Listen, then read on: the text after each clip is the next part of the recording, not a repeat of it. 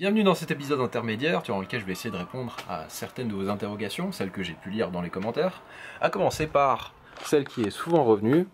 Est-ce que l'ancien moteur va être transformé en table basse? La réponse est non, évidemment que non. Ce moteur, j'ai bien envie de le refaire fonctionner. Je ne sais pas où est-ce qu'il ira, est-ce qu'il reviendra sous le capot de cette Aston Martin là, ou non, je ne sais pas. Je vais déjà vous expliquer pourquoi j'ai acheté un autre moteur. Simplement parce que au moment où j'ai trouvé le moteur qui est actuellement monté, je n'arrivais pas à trouver de coussinet de bielle en code de réparation, puisqu'Aston Martin n'en vend pas. Ford ne connaissent pas. Et donc j'ai commandé aux États-Unis des coussinets de bielle pour un V6 3 litres Duratec. Et après essayage, on dirait bien que ça va être la solution à notre problème, puisque ici à gauche vous avez les coussinets qui sortent de ce moteur, et là ceux que j'ai reçus. Et manifestement ils sont identiques, j'ai pu les monter dans une bielle, j'ai également pu les monter sur un palier Villebrequin, tout semble aller plutôt pas mal, et en plus ils existent en 4 codes de réparation, allant jusqu'à 0,75 mm, ce qui est pas mal, ça laisse quand même pas mal de marge pour un potentiel réusinage du Villebrequin.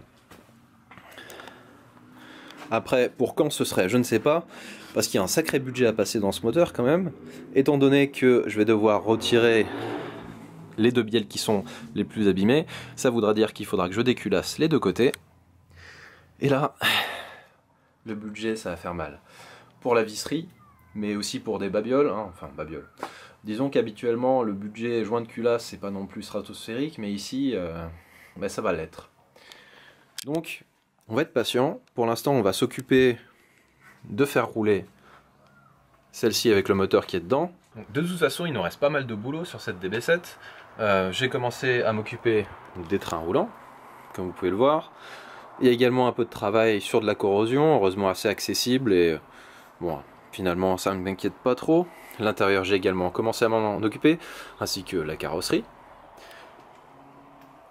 Mais le moteur actuellement en place semble me réserver quelques surprises.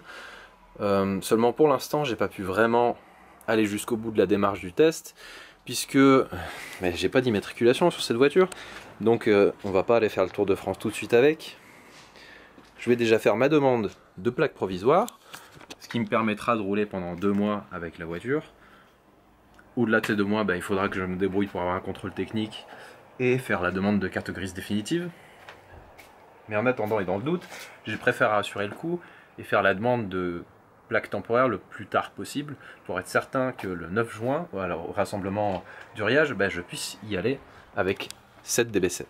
Donc ça c'est pas encore joué puisqu'il me reste un peu de travail à abattre avant qu'elle soit vraiment roulante, mais je vais quand même tenter le coup.